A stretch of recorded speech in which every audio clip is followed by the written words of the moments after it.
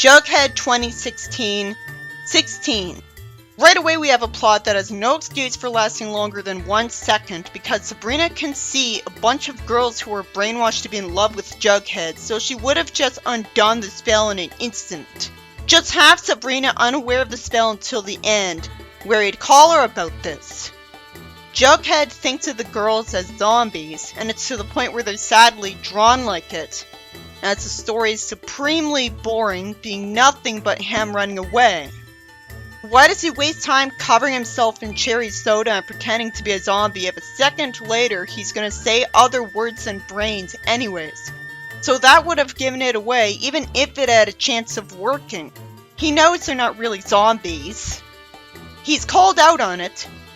And finally Reggie saves him, getting him to hide with him. It's 9 pages in it already. That's how little actual plot there was. It's so obvious they shouldn't be allowed to have Sabrina's stories last so long, because it could have cut most of these pages just fine. Jughead thanks Reggie, and I'm assuming he's only saving him to pull a "you owe me." While it is unique that Reggie's the one who always has his eyes closed, so I can see why they did it, it's very confusing to be like, Jughead shouldn't always have his eyes closed, because that's unrealistic. How would he be able to see? Oh, but let's have Reggie always have his eyes closed. That makes total sense. Well then why change the way Jughead's eyes look then? Archie's dialogue is stupid.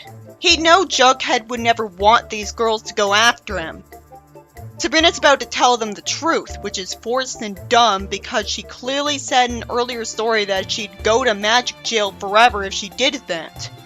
Did the writers not get briefed on that? Reggie says it's got to be the fault of a wannabe CIA agent, Agent Stanger, out for revenge. Because he used hypno music before to turn Archie's class into sleeper agents, but even Jughead beat him. What the hell kind of messed up, wacky plot is that for Archie? Archie's stories are supposed to be mundane slice of life, with only Sabrina and the occasional alien to spice things up. This comes off like they ran out of Archie ideas. And this is only referenced to provide Sabrina with a convenient out, but they never would have known it was her fault anyways. And nothing would have caused her to try to tell them it was her. So this shouldn't have been necessary to save her. And she could have made them forget she told them the truth, even if she did for no reason.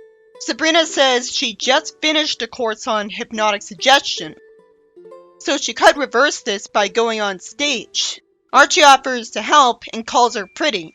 And for some reason, they wonder how to get Jughead anywhere near that stage, as if it would somehow require him being on that stage for the plot resolution, when none of them explain why they think they need him there. How pathetic.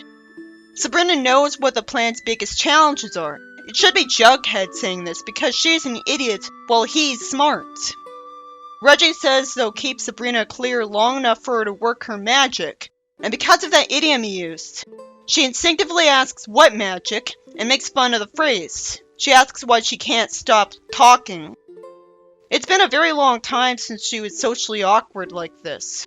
It reminded me of the sitcom Sabrina, so I concluded that it wasn't out of character for her and needlessly mean-spirited, because if anything, it's been too long since she's been like this.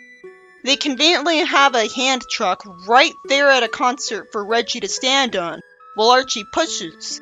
And there's no reason Jughead would pull up the cloth hiding his face even a little bit just to talk to Reggie. Because obviously there's a risk that one of the girls would recognize his face. Because forced conflict, Reggie doesn't want to do what he's told because it'd be embarrassing. I wish it was written to say this before they walked in front of the girls. You'd think Reggie would have told Sabrina he wouldn't do this back then, and she'd say this back then. Sabrina says she'll go on a date with him when this is over if he does, which causes Reggie to agree to tell the girls to come and get it because there's all the Reggie they could want. I like that he knew this would be embarrassing and had to be bribed into it, instead of being a parody of himself. Jughead thanks Sabrina, The girls look unhappy, and I feel sorry for him as it drags on for another page for no reason. He brags that he's honest, because they'll tell them when he's gonna cheat, even though he never tells before cheating. The rest of what he brags about isn't stuff that's unique to him, so why does he think he ever has an advantage? You'd think he'd be bragging that he's smart, because that's something he did before, like when he tried to prove Sabrina was a witch in the 70s comic. He walks away with Archie having his hand on his shoulder and calling him buddy, which is completely out of character. He would just think it's funny. I have a question. What was the point of Reggie doing that? It doesn't seem necessary. Wouldn't they still have girls staring at the person with the cloth over his head and wondering who it is? It's not like we're being told the girls are refusing to look at them here, so it shouldn't have worked. They walk up to the security guy, who tells him to go look for Jughead, who pulls off his cloth, and that gets him to recognize him and agree to let him go by him. The security guard asks Reggie and Archie where they think they're going, and Jughead wastes time telling Sabrina to hurry before calling the Pussycats over them.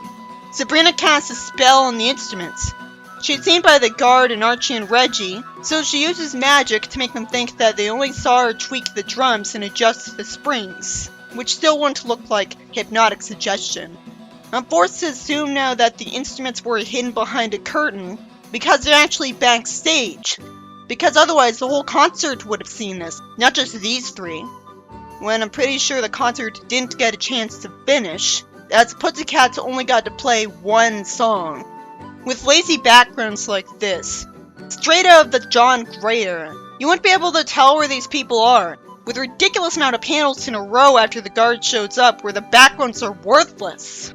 Anyways, the only reason they knew she used magic was because this comic arbitrarily decided her magic has to have the instruments glow blue, and she has to have magic flow from her in a blue stream, and her eyeballs have to disappear, when obviously that's not required. The real Sabrina series wouldn't have them know she used magic, because all they'd notice is her saying the spell and pointing. And they'd just ask why she said poetry, assume it won't do anything, and accuse her of being delusional that she's a witch when she promised to use actual hypnotism. Sabrina's never really looked like she was using magic when she used magic before, because it would be completely unsubtle. And that would severely restrict her with where she's allowed to use magic, which would limit the story potential. Sabrina tells Jughead the mic's hot and he's ready. He's relieved because he somehow doesn't appreciate the group hug. I thought they would just be kissing him, so I have to assume that they were kissing him, and they just hugged him at the very last second, which is what we're seeing. And they thought they were good looking enough as it is without having to wear lipstick, so we don't see any lipstick stains on him. And they suggest doing a number with the Pussycats, who like him enough to agree to let Jughead sing. For no reason, an entire page is wasted on delaying the singing. Sabrina expects me to believe that witches are at full power at night, when that's never been the case in the series before. So there's no excuse for this. This comes off like another instance of Flynn having his own misinterpretation because he doesn't care about past continuity, as usual, and didn't even research the source material because it's not Sonic. It's obviously a narrative cheat to have your story happen because it ignored past continuity, but I'm past Preview Archie Sonic, which had multiple stories in a row when he first started out doing that. Jughead's text bubbles and music notes make it clear that he can't sing, and it's needlessly annoying how long he sings, to the point where I'm not interested. One line would have made sense. Why would he prolong his embarrassment? Jughead breaks the spell, as if that was necessary for it, and Sabrina admits that she deserves to have to date Reggie after what she did. But nobody questions her on saying this, when for all they know, she did nothing but good. Jughead goes to try to get some food, but all of the food stalls are manned by girls somehow, who illegally refuse him service. I'd like to remind you girls are 50% of the population, not 99%, so this won't happen. So he runs off calling for Sabrina's name. Oh, thank God, there is a text box that says Sabrina fixed it. But it's very stupid to end the story here, when obviously people want a resolution for the ending, not for the issue to end abruptly. Obviously, if you removed the pages that were worthless filler, You could have had the space to show us Jughead eating, the whole reason he wanted the concert, and then spared a little to show us Reggie meeting the ants, so we get to see them scaring him away with their magic. This story was by Ian Flynn and Mark Wade. Oh, how interesting. I love that Flynn insisted on having his name come before Mark's. I wonder why. This story was about Jughead having to run and hide from a bunch of girls who were brainwashed to be infatuated with him. But it obviously had no excuse for lasting this long, because Sabrina could have pointed to undo the spell. Not had this convoluted plan where Reggie bragged being blatantly unnecessary and Jughead reveals himself to get past the guard, who stops Reggie and Archie, but conveniently ignores Sabrina, who enchants the instruments to make the women hate Jughead after he sings to them for an unnecessarily long time. The worst part of the story is that it wasted several pages on ugly art at the start, where he avoids the girls, seeing them as zombies. Where he's just stuck in the same boring setting, doing nothing but the same boring thing repeatedly. Obviously, he could have had the pages of plot progression here, and it had enough room for a proper ending. But instead, after Jughead went to the concert just to eat, we don't even get to see him eat. But based on how the Sabrina stories of the 2010s were written, this story would have been just as garbage if Flynn didn't write it, as they all seem to write the same as him. The only things that seem to only happen because of Flynn are that Sabrina thinks she needs to enchant the instruments when we know she can brainwash people directly. And she does this in this very issue, so there's no excuse there. But that's the whole reason it took this long for her to undo the spell. And that she said witches are at their most powerful when the sun's not out. Blatantly disregarding past continuity, never establishing this, never having her say that she needs to up her potency when she was trying to hex Jughead. Maybe this is from one of the late Sabrina comics, but I doubt they'd be canon to this.